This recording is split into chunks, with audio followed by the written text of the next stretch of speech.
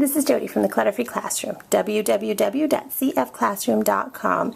And this video is going to walk you through the process of putting together a classroom procedures or routines manual that will outline all of the different areas in your classroom that you really need to think about, from how the kids are going to sharpen a pencil to how you're going to run your math workshop. It's important to plan ahead and just have a guideline so that you are very consistent and ultimately will be able to create a learning environment that is not only effective but also self-running. So this packet is something that I've uploaded to my Teachers Pay Teachers store. I've just put it inside my Teachers Finder. It is one of my black line reproducible products, which I designed just to kind of look sharp and professional and save teachers money on ink, but at the same time it looks fantastic when it's copied onto colored paper or scrapbook paper if you have a different theme you want to use. So going through the packet, it begins with a table of contents, which outlines exactly what you'll find inside, makes it easier for you to reference, and then an introduction. The introduction explains to you why it is important to come up with these procedures and routines ahead of time. You don't want to be just kind of changing things up throughout the year. Granted, you're going to need to be flexible at some point and make changes if things aren't working, but you really want to go into the start of the year with a plan as to how you're going to run your classroom.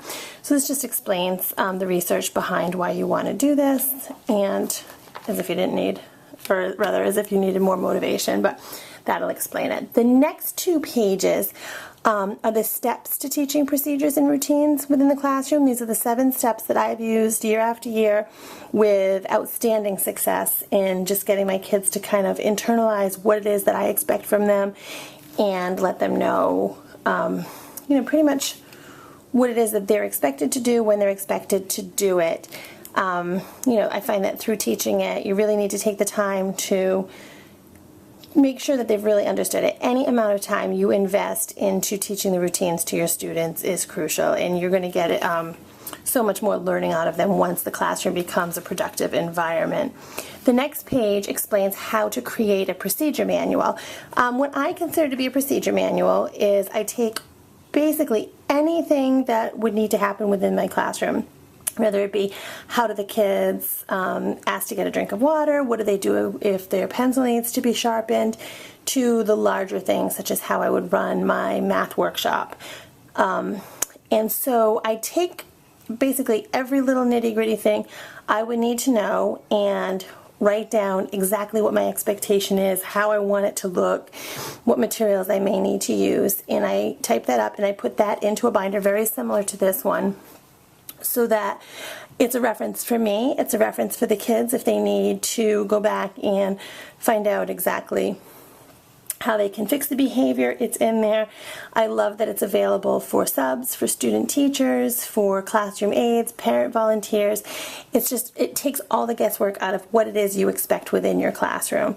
So it's such an important document. You obviously don't need to supply substitute teachers or parents with every little detail, but it's so nice to have outlined for them just those main things that they'll need to know what to do. If a child is raising 4 fingers, for example, if you're using hand signals, it'll let them know why they're doing that or what the expectation is during quiet work time.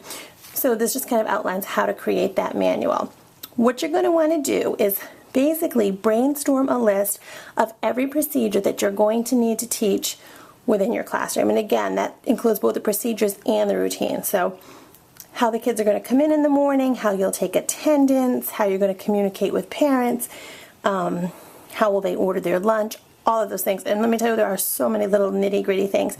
So what I did was I brainstormed what I do in my classroom. I did some research, I surveyed other teachers, and I put together a list in this packet of over 150 of those things that you may or may not think of on your own, just to cover all your bases.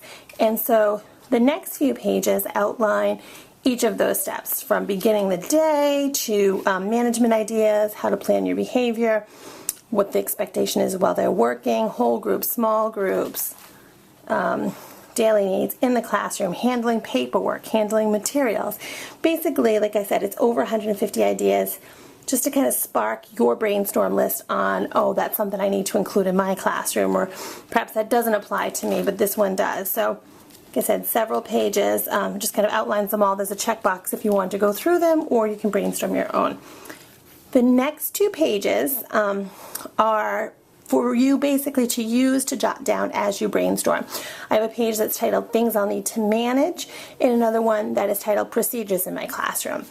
The things I'll need to manage, those are the things I consider to be like your lesson. So that would be your reader's workshop. That would be how you're going to manage homework. So that's more about you as a teacher. The other side to that is the procedures in my classroom. That is the step-by-step on how the room is going to run, and that's where the children are involved. How are they going to hand in their paper? How are they going to head their paper? How will they turn in their work when they've completed it? Whereas on the things you'll need to manage is how you're going to track their work. So basically you kind of want to look at it from 2 different angles. So you can duplicate this page as many times as you need to, use it to just kind of jot down all of those ideas that you may have so that you know exactly what you need to do. Then I put together a blank template for a calendar. I had envisioned 2 different uses for this, and I actually use it for both. This really is going to be a big project. If you're going to do it thoroughly and do it well, it's going to be a bit of an undertaking. So it's not something you're going to sit down and just kind of jot through in an afternoon. So what I suggest people do is do all their brainstorming. Once you feel that you have a comprehensive list, that you've used the ideas that I've given you, that you then count up how many you have, decide how much time you have to complete this project. If it's the summer, which it is as I'm making this video, then that's fantastic. You may have 6 weeks to do it. If you're taking over a maternity leave, or you just found out you got a job, it might be less time. But the reason I have the calendar pages is so you can pace yourself. Decide how many different procedures and routines you want to outline, break it down, and then just jot down which ones you want to plan for each day. And then on those days, take the time to really think through, how will this work, or how has it worked in my classroom? Maybe use those days to get online and research other teachers' ideas. How do they do things? Message boards, things like that might be helpful. The other purpose I have for this calendar would be also to figure out what you're going to teach when. Use this as a guide for planning when you'll teach these procedures. Obviously, things like how to behave on a field trip doesn't need to be taught on the first day of school, whereas how to ask to use the restroom, or how to line up, that is something you're going to want to do. So that was what I had pictured for these 2 pages. Then I've created a procedure planning sheet.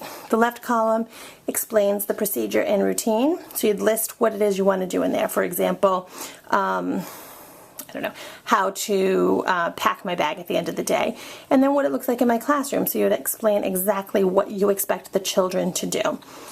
And this includes just different backgrounds, so they're all that black line design product line that I was mentioning. So they look fantastic copied in black and white. They look great on colored paper, but it's basically the same page, 2 different ways, so you can pick and choose which you prefer. This is I don't know if you can see it on the video, but this is a gray chevron, and this is more of a quarter foil.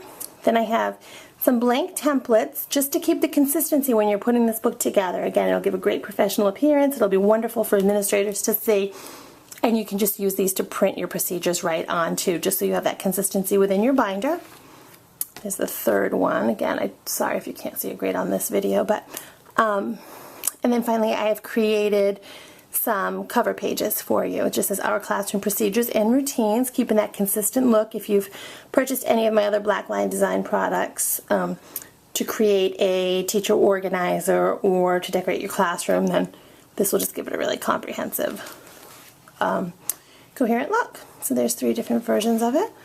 And that's about it. Like I said, really take the time to go through and do this. This is just probably the best investment that you can possibly make as far as your planning goes over the summer, or planning to take over a classroom, or perhaps you are well into the school year and you're just not happy with how things are going. Just, put on the brakes, backtrack, and don't feel like it's, not okay to just get a fresh start.